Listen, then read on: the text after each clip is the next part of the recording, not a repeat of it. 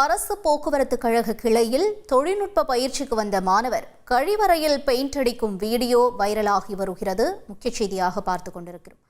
விவரங்களை எமது செய்தியாளர் கார்த்திக் வழங்கிட கேட்போம். கார்த்திக், வணக்கம். என்ன நிகழ்ந்தது? இந்த வீடியோ தொடர்பான தகவல்கள் என்ன?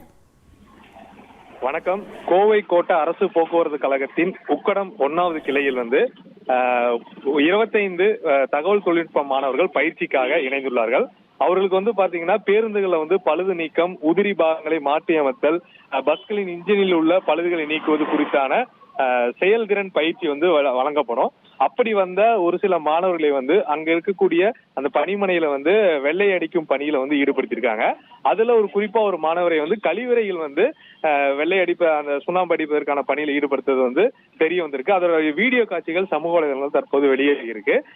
இது தொடர்பாக மண்டல அதிகாரியிடம் கேட்ட பொழுது மாணவர்கள் இப்படி இந்த பணியில ஈடுபடுத்துவது தவறான ஒன்றுதான், அப்படி பயன்படுத்தி இருக்க கூடாது, இது தொடர்பாக விசாரணை நடத்தி வருகிறோம் என்று அவங்க தரப்புல தகவல் கொடுத்திருக்காங்க. இந்த சூழல்ல இந்த மாணவர்களை யார் இது மாதிரி தவறாக வழி நடத்தினாங்க, இந்த பணி செய்ய கொடுத்தது யாரு என்ற விசாரணைகள் நடத்தப்பட்டிருப்பதாக தெரிய வருகிறது. இதன் மீதான நடவடிக்கைகள் எடுக்கப்பட்டால் அதற்கான அறிக்கையை தரப்படும் என அதிகாரி தரப்புல தகவல் கொடுத்திருக்காங்க. இந்த சூழல்ல மாணவரை இந்த பணிக்கு ஈடுபடுத்தக்கூடிய வீடியோக்கள் தற்போது சமூக வலைதளங்கள்ல வேகமாக பரவி வருகிறது. தகவல்களுக்கு நன்றி கார்த்திக்.